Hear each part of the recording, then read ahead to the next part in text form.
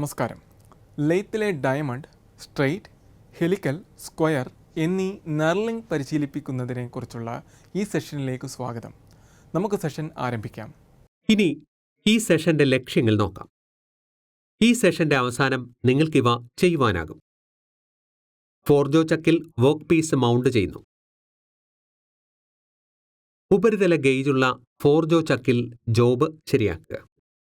Drawing അനുസരിച്ച് turn ചെയ്ത് ആവശ്യമായ അളവുകൾ നിലനിർത്തുക. ടൂൾ പോസ്റ്റിൽ നെർലിംഗ് സെറ്റ് ചെയ്യുക. ഡ്രോയിംഗ് അനുസരിച്ച് നെർലിംഗ് ചെയ്യുക. നെർലിംഗ് ഒരു നിർമ്മാണ പ്രക്രിയയാണ്. സാധാരണയായി ഒരു ലെയ്ത്തിൽ നടത്തപ്പെടുന്നു. അതിലൂടെ ഒരു പാറ്റേൺ മെറ്റീരിയലിലേക്ക് തള്ളുന്നു. ഇത് വൃത്താകൃതിയിലുള്ളതോ സിലിണ്ടർ ആകൃതിയിലുള്ളതോ ആയ ഭാഗങ്ങളിൽ നേരായ അല്ലെങ്കിൽ ഡയഗണൽ ലൈനുകളുടെയും ഡയമണ്ട് ആകൃതിയുടെയും വ്യത്യസ്ത പാറ്റേണുകൾ സൃഷ്ടിക്കുന്നു.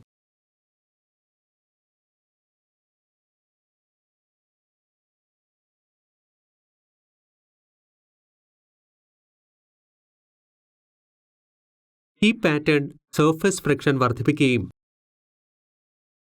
മികച്ച സൗന്ദര്യാത്മക ആകർഷണം നൽകുകയും ചെയ്യുന്നു. ഈ എക്സർസൈസിന് ആവശ്യമായ ഉപകരണങ്ങൾ ഇവയാണ്: steel rule, outside callipers, surface gauge, vernier callipers, knurling tools, parting tool, chamfering tool, facing tools, lubricating oil with can. Knurling operation നടത്തുന്നതിനുള്ള ക്രമം ഇപ്പോൾ നമുക്ക് പഠിക്കാം. ഔട്ട്സൈഡ് കാലിപ്പറുകളും സ്റ്റീൽ റൂളും ഉപയോഗിച്ച് അസംസ്കൃത വസ്തുക്കളുടെ വലിപ്പം പരിശോധിക്കുക. ചക്കിന് പുറത്ത് 50 mm പ്രൊജക്റ്റ് ചെയ്യുന്ന തരത്തിൽ ഫോർജോ ചക്കിൽ മെറ്റീരിയൽ സുരക്ഷിതമായി പിടിപ്പിക്കുക.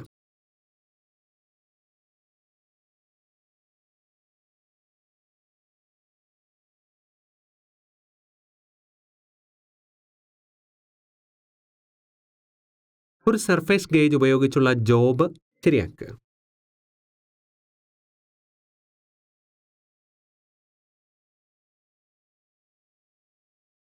ഒരറ്റത്ത് ഫേസിംഗ് ഓപ്പറേഷൻ നടത്തുക.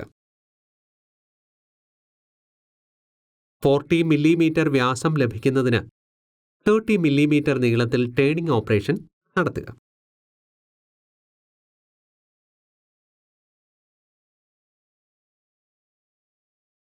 ടൂൾ പോസ്റ്റിൽ ഡയമണ്ട് നെർലിംഗ് ടൂൾ സജ്ജീകരിക്കുക. മധ്യത്തിലോ ടെയിൽ സ്റ്റോക്കിലോ അലൈൻ ചെയ്യുക.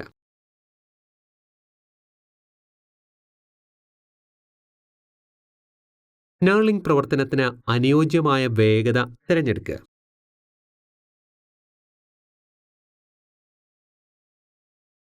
ക്രോസ് സൈഡ് ഹാൻഡിൽ വീൽ ഉപയോഗിച്ച് വോക്കിന്റെ ചുറ്റിലും നെർൽ ഉണ്ടാക്കുക. പാറ്റേൺ നിർമ്മിക്കേണ്ട വർക്ക് പീസിന്റെ അവസാനം നെർലിംഗ് റോളിന്റെ ഫേസ് ഓവർലാപ്പ് ചെയ്യുന്നതുവരെ കാരേജ് നീക്കുക.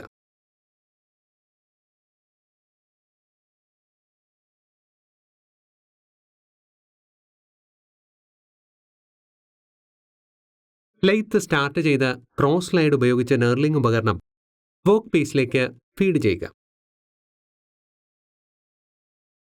ഒരു വജ്രത്തിന്റെ ആകൃതി ഉണ്ടാകുന്നതുവരെ ഉപരിതലം വളയ്ക്കുക. നെർൽഡ് ആയിട്ടുള്ള വർക്ക് പീസിൽ ധാരാളം കൂളന്റ് പ്രയോഗിക്കണം.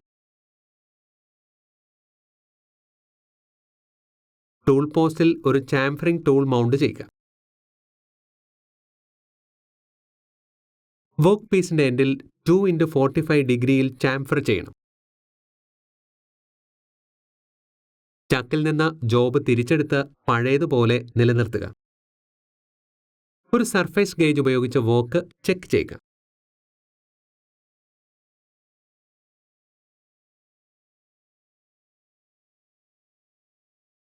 വർക്ക് പീസിന്റെ നീളം 80 mm നിലനിർത്തുന്നതിന് മറ്റേ അറ്റത്ത് ഫേസിംഗ് ഓപ്പറേഷൻ നടത്തുക.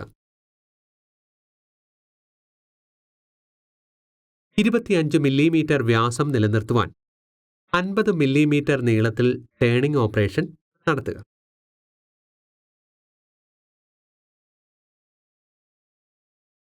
വേർണിയർ കാലിപ്പറുകൾ ഉപയോഗിച്ച് അളവുകൾ ഉറപ്പാക്കുക.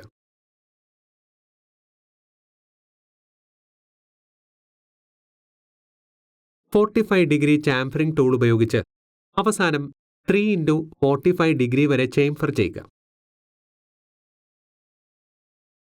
5 mm വീതിയുള്ള ഗ്രൂവിംഗ് ടൂൾ ഉപയോഗിച്ച് 23 ഗ്രൂവ് എന്നിവ അണ്ടർ കട്ട് ചെയ്ത് പരിപാലിക്കുക.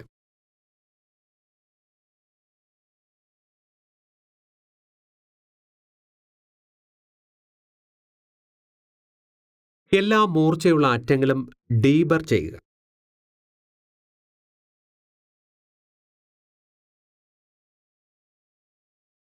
നേൾഡ് പാറ്റേണുകൾ ലഭിക്കുന്നതിന് സമാനമായ ക്രമം പിന്തുടരുന്നു.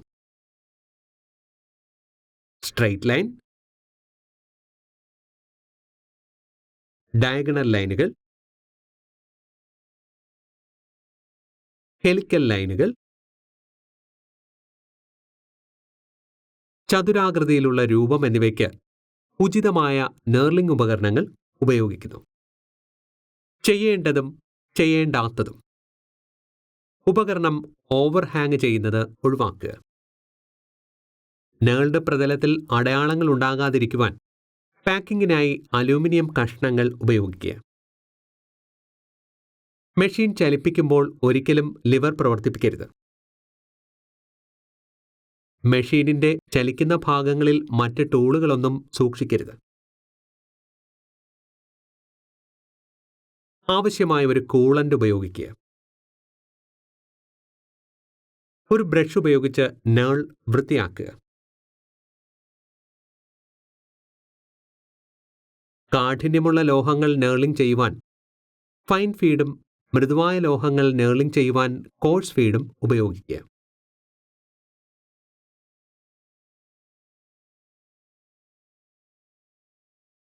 നമ്മളിന്ന് ഇനി പറയുന്നവ പഠിച്ചു. ഫോർജോ ചക്കിൽ വർക്ക് പീസ് മൗണ്ട് ചെയ്യുന്നു. സർഫസ് ഗേജ് ഉപയോഗിച്ച് ഫോർജോ ചക്കിൽ ജോബ് മെഷർ ചെയ്യുക. ഡ്രോയിങ് അനുസരിച്ച് ടേൺ ചെയ്ത് ആവശ്യമായ അളവുകൾ നിലനിർത്തുന്നു. ടൂൾ പോസ്റ്റിൽ നേർലിംഗ് സജ്ജമാക്കുക. ഡ്രോയിങ് അനുസരിച്ച് ജോബ് നേർലിംഗ് ചെയ്യുക എന്നിവ. ലെയ്ത്തിലെ ഡയമണ്ട്, സ്ട്രെയിറ്റ്, ഹെലിക്കൽ, സ്ക്വയർ എന്നീ നേർലിംഗ് പരിശീലനത്തെക്കുറിച്ചാണ് ഇപ്പോൾ ചർച്ച ചെയ്തത്.